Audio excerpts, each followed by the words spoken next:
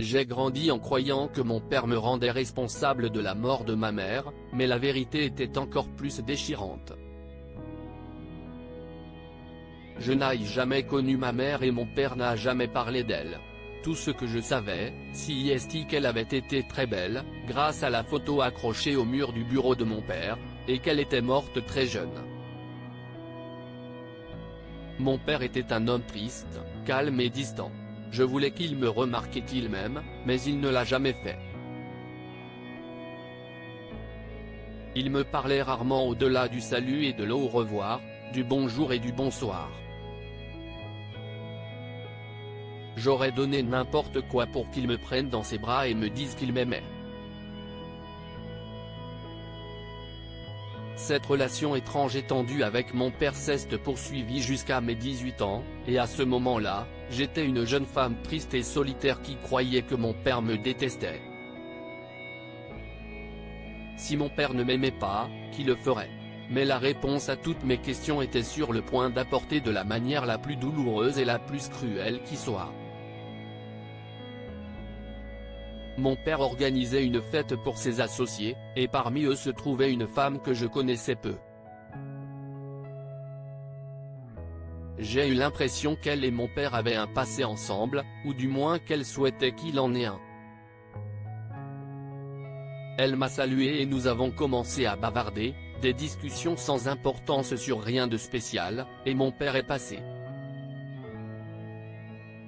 Je lui ai fait mon plus beau sourire, mais il a immédiatement détourné le regard. La femme a tout vu. Sais-tu pourquoi? Demanda-t-elle. Pourquoi quoi? Ai-je demandé, confuse. Pourquoi il te déteste, dit-elle. Mon père ne me déteste pas, me suis-je exclamé. Si est juste qu'il n'est pas très démonstratif. Alors tu ne sais pas, a-t-elle souri. C'était le sourire le plus laid que j'ai jamais vu. J'allais m'éloigner quand elle a dit, il croit que tu as tué ta mère, Karen. Je me suis arrêté dans mon élan. Quoi? Ai-je sursauté? Ta mère est morte en te donnant naissance, tu le sais sûrement? A-t-elle dit. Non. Ai-je répondu. Non, je ne le savais pas. Je lui ai tourné le dos et je suis parti à la recherche de ma grand-mère, la mère de mon père, la femme qui m'avait élevé et qui ne m'avait jamais parlé de la mort de ma mère. Comment ma mère est-elle morte? Lui ai-je demandé avec colère. Est-ce que c'était en accouchant? Ma grand-mère a secoué la tête. S'il te plaît Karen, ton père m'a demandé de ne jamais parler de cela avec toi. J'ai le droit de savoir ce qu'il en est de ma propre mère, me suis-je écrié. J'ai le droit de savoir pourquoi mon père me déteste. Puis une voix calme et en colère derrière moi a dit, je ne te déteste pas, Karen, mais la mort de ta mère ne te regarde pas. Je me suis retourné pour faire face à mon père. La mort de ma mère ne me regarde pas? Tu te trompes. Je l'ai tuée, n'est-ce pas? Si est ce que tu penses à chaque fois que tu me regardes. L'expression de ses yeux m'a fait sortir en courant. Je suis monté dans ma voiture et j'ai roulé sans direction, les larmes coulant sur mon visage. Dans ma détresse, je n'ai pas vu la voiture qui venait en sens inverse changer de voie avant qu'il ne soit trop tard. Je me suis réveillé à l'hôpital, relié à une machine qui émettait des bips, avec une promesse de douleur sourde qui me tordait tout le corps. Mon père était assis à mes côtés et me tenait la main. Karen, dit-il doucement, Dieu merci, tu vas bien. Papa. Ai-je chuchoté, tu es là. Des larmes sont apparues dans ses yeux. Bien sûr que je suis là. Je ne te déteste pas, Karen. Je t'aime. Et je ne te blâme pas pour la mort de ta mère, je me blâme moi-même. Quand ta mère et moi nous sommes mariés, nous étions très pauvres. Tout ce que nous avions, c'était des rêves et notre amour l'un pour l'autre. Puis elle est tombée enceinte et j'ai pris un deuxième emploi.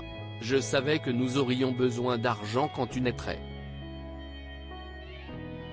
Je faisais des journées de 16 heures et elle passait beaucoup de temps seule.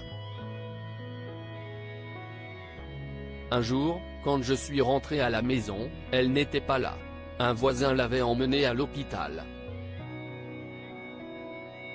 Quand je suis arrivé, tout était fini. Ta mère était morte et je n'avais pas été là pour elle. Je ne t'en ai pas voulu, Karen, je m'en suis voulu. J'étais déterminé à ne pas te décevoir comme je l'avais fait pour elle, alors je me suis lancé dans mon travail et je suis devenu un homme riche. Papa, comment peux-tu t'en vouloir ? Demandai-je. Tu n'aurais rien pu faire. J'aurais pu être là, lui tenir la main comme je tiens la tienne maintenant, a-t-il dit. Mais papa. J'ai hésité, tu étais toujours si en colère contre moi, si froid. Tu m'as fui. Karen, tu ressembles à ta mère, et chaque fois que je te regardais, mon cœur était déchiré par le chagrin et la culpabilité. Il a fallu que ta vie soit en danger pour que je réalise ce que j'avais fait. Je t'aime. Pour la première fois de ma vie, mon père a mis ses bras autour de moi et m'a montré qu'il m'aimait. C'était un nouveau départ pour nous deux, et j'aime à croire que ma mère souriait depuis le ciel. Que pouvons-nous apprendre de cette histoire ? Si vous ne laissez pas le passé derrière vous, vous vous privez d'un avenir. Le père de Karen était tellement perdu dans sa douleur qu'il a failli perdre l'occasion d'avoir une relation merveilleuse avec sa fille. La vérité peut guérir de vieilles blessures et ouvrir la voie à un nouveau départ.